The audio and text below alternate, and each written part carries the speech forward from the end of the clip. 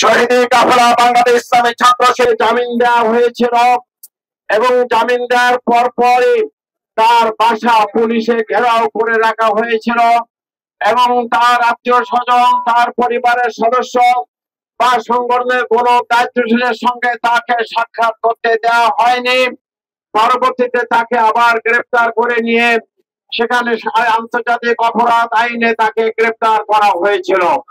প্রিয় ভাইরা আমার, আজ 13 বছর ধরে এটিএম আজহারুল ইসলাম সাহেব কারারুদ্ধ হয়ে তিনি জীবনযাপন করছেন, মানবেতর জীবনযাপন করছেন। তিনি বারবার অসুস্থ হয়েছেন, তাকে সুচিকিৎসা তিনি পাননি। এই অবস্থায় আমাদের এই 24-এর গণবিপ্লব সাধন হয়েছে। প্রিয় ভাইরা আমার, আপনারা সবাই খেয়াল করছেন, এ পর্যন্ত বহু মৃত্যুদণ্ড প্রাপ্ত আসামি সহ অনেক বড় বড় মামলার আসামিরা তারা মুক্ত হতে পারল, কিন্তু জামাত ইসলামের নেতা এটিএম আজহারুল ইসলাম সাহেব, যিনি সারা জীবন ধরে ইসলামের খেদমত করলেন, ইসলামী আন্দোলন গড়ে তোলার জন্য সারা জীবন যিনি তার জীবনকে ওয়াকফ করে দিলেন, ঢাকা মহানগরের তিনি সাবেক আমির ছিলেন, জামাত ইসলামের সহকারী সেক্রেটারি জেনারেল ছিলেন, ভারপ্রাপ্ত সেক্রেটারি জেনারেল অবস্থায় তিনি কারারুদ্ধ হলেন, যিনি একজন ভারপ্রাপ্ত সেক্রেটারি জেনারেল ছিলেন, অথচ তার সঙ্গে যে আচরণ করা হয়েছিল, প্রিয় ভাইরা আমার, আমি নিজে সাক্ষী। আমরা একসঙ্গে কারারুদ্ধ হয়েছিলাম ওই ডিবি অফিসের ভিতরে।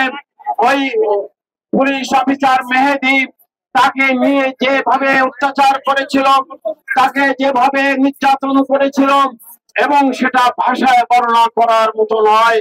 তার চেহারা সম্পূর্ণ বিকৃত হয়ে গিয়েছিল। এভাবে করেই তিনি সারা জীবনের শুরু থেকে এখনো পর্যন্ত তিনি নির্যাতিত, নিষ্পেষিত হয়ে তিনি জীবন যাপন করছেন।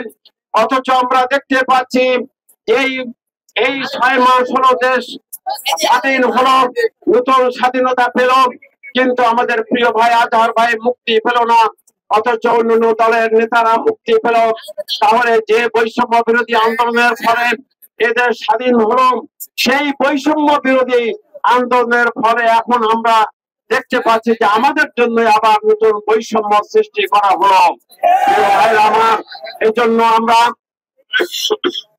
আমাদের জোর দাবি যে আমাদের প্রিয় ভাই আজহার ভাইকে অনতিবিলম্বে মুক্তি দান করুন এবং আমাদেরকে রাজপথে আর নামাবেন না।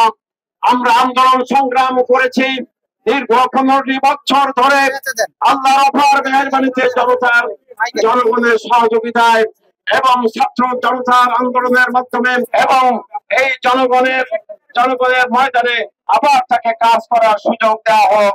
প্রিয় ভাইয়ের আমার, আমি বলতে চাই, বাংলাদেশ জামাত ইসলামী নির্বাহী পরিষদের সদস্য প্রিন্সিপাল মোহাম্মদ ইজ্জতুল্লাহ গাজীপুর মহানগর ও গাজীপুর জেলা আজকের এই বিক্ষোভ মিছিল পূর্ববর্তী পরিচালক কেন্দ্রীয় নির্বাহী পরিষদের অন্যতম সদস্য জনাব অধ্যক্ষ মহানগরের সংগ্রামী আমির জনাব অধ্যাপক মোহাম্মদ জামাল